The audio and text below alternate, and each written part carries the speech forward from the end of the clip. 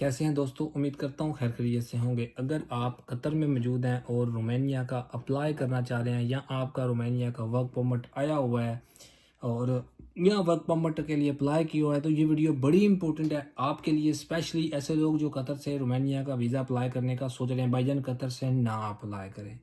जिस तरह पाकिस्तान से एक लंबा अरसा लग रहा है, इसी तरह कतर से भी इससे भी ज़्यादा अरसा लगने की उम्मीदें नज़र आ रही हैं। तो मैं आप लोगों को रिकमेंड करूंगा कि अगर आप कतर से रोमानिया का अप्लाई करने चाह रहे हैं इस चक्कर में कि भाई जल्दी की अपॉइंटमेंट मिल जाएगी और जल्दी प्रोसेस हो जाएगा, तो भाईजान वहाँ से ना अप्लाई करें। कैसे हैं दोस्तों, उम्मीद करता हूँ खैर खैरियत से होंगे। आज की वीडियो कतर की अपॉइंटमेंट और वहाँ से अप्लाई करना, टोटल टाइम कितना लग रहा है, सारी चीज़ें इस वीडियो में हम डिस्कस करेंगे। वीडियो को कंप्लीट वॉच करें ताकि सारी इन्फॉर्मेशन मिल जाए। सबसे पहले कतर की अपॉइंटमेंट्स के ऊपर आते हैं। आपको कुछ तकरीबन 1.5 महीने के पहले क्या सूरत हाल थी, अब क्या सूरत हाल है, क्यों मैंने ये सारी स्टार्टिंग में आपको चीज़ें बताई हैं, सारी तफसील आप लोगों को बताते हैं। दोस्तों, कतर से रोमानिया एम्बेसी की अपॉइंटमेंट अप्लाई की गई अगस्त के स्टार्ट में, तो कतर से अपॉइंटमेंट मिली थी ऑलमोस्ट, मेरा ख्याल है वो अगस्त का फर्स्ट वीक था, आई थिंक 8 अगस्त थी। तो अपॉइंटमेंट मिली 20 जुलाई 2026 की।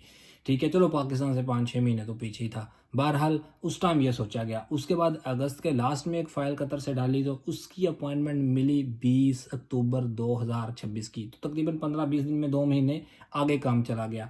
उसके बाद दोस्तों अब जो बेसिक चीज़ हुई वो अब 2-3 दिन पहले हुई। 15 सितंबर को एक दोस्त की अपॉइंटमेंट कतर से मौसूल हुई। वो मिली थी 26 जनवरी 2027 की। उन दिनों में पाकिस्तान से अपॉइंटमेंट मिल रही थी मार्च की, फरवरी के लास्ट और मार्च के स्टार्ट की मिली थी लड़कों को। अब उसके बाद दोस्तों नेक्स्ट डे उम्मीद की जाए थी चलो 2-3 दिन आगे, लेकिन नेक्स्ट डे उससे बड़ा बर्डन हो गया। वो ये हुआ कि 16 सितंबर को जो रोमानिया एम्बेसी कतर में मौजूद है उन्होंने अपॉइंटमेंट दी एक और लड़के की। वो मिली 16 फरवरी 2027 की। आप हिसाब लगा लें कि 15 सितंबर को मिल रही है 26 जनवरी 2027 की, और इसी तरह 16 सितंबर को मिल रही है 16 फरवरी 2027 की। मतलब 15 से 16 सितंबर के दौरान रोमानिया एम्बेसी कतर में ऑलमोस्ट 16 दिन वो और फिर 4 दिन वो, 4-5 दिन वो, तकरीबन 20-22 डेज की, 20-22 दिनों की अपॉइंटमेंट्स बुक हुई हैं।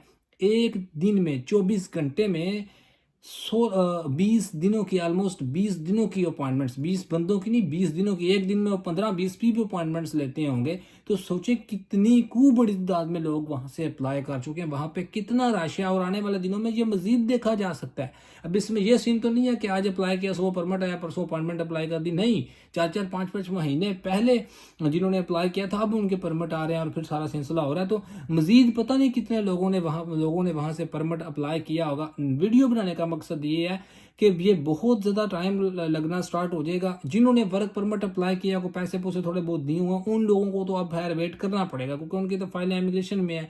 लेकिन मजीद जो बंदे वहाँ से अप्लाई करना चाह रहे हैं कतर से रोमानिया वर्क परमिट के लिए, रोमानिया वीज़ा के लिए, तो उनसे रिक्वेस्ट है कि अगर आप इतना लंबा भाई वेट नहीं कर सकते तो वहाँ से अप्लाई ना करें। हाँ, अगर आप वेट कर सकते हैं 1.5 साल, 2 साल, 3 साल, क्योंकि 3 साल इसलिए कह रहा हूँ, अगर आपको 2 साल बाद की अपॉइंटमेंट मिलेगी, 5 से 6 माह बाद परमिट आएगा, तो फिर आप 2.5 साल से तो ऊपर आपका लगेगा।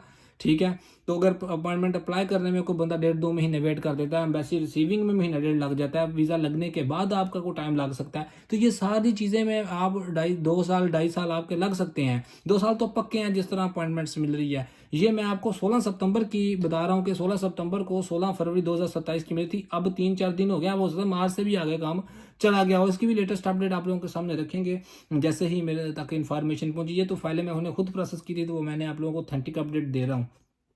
तो इसलिए कतर से जो करंट सूरत हाल है वो मैंने आप लोगों के सामने रख दिया। टोटल टाइम आपको भी बता दिया। वर्क परमिट का नॉर्मल होता है, लेकिन अपॉइंटमेंट भाईजान पाकिस्तान से भी आगे एक आध चली गई है।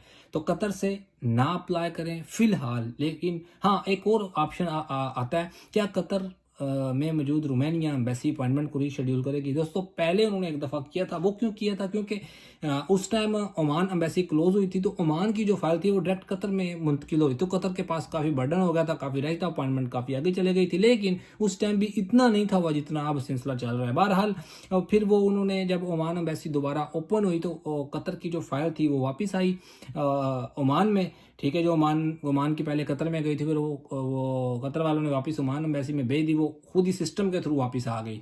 ठीक है। जब सिस्टम के थ्रू वापस आ गई ओमान में, तो फिर कतर वालों के पास स्पेस बची, उन्होंने अपॉइंटमेंट्स को रीशेड्यूल किया, लड़कों को न्यू अपॉइंटमेंट्स दी, मतलब अपॉइंटमेंट 3-3 4-4 महीने पीछे आ गई। लेकिन अब देखें रीशेड्यूल भी वो दोस्तों करेंगे तो कितनी करेंगे। अब 2027 को तो डायरेक्ट वो मतलब 1 साल के तो पीछे तो नहीं लेके आ सकते ना, 2-3 महीने करेंगे। लेकिन कुछ नहीं कह सकते इस बारे में। बहरहाल जो अथेंटिक अपडेट है वो दोस्तों आप लोगों के सामने रख दिया है। होप सो वीडियो आप लोगों के लिए हेल्पफुल होगी। मिलते हैं नेक्स्ट वीडियो में, तब तक के लिए अल्लाह हाफिज़, अपना ख्याल रखिएगा।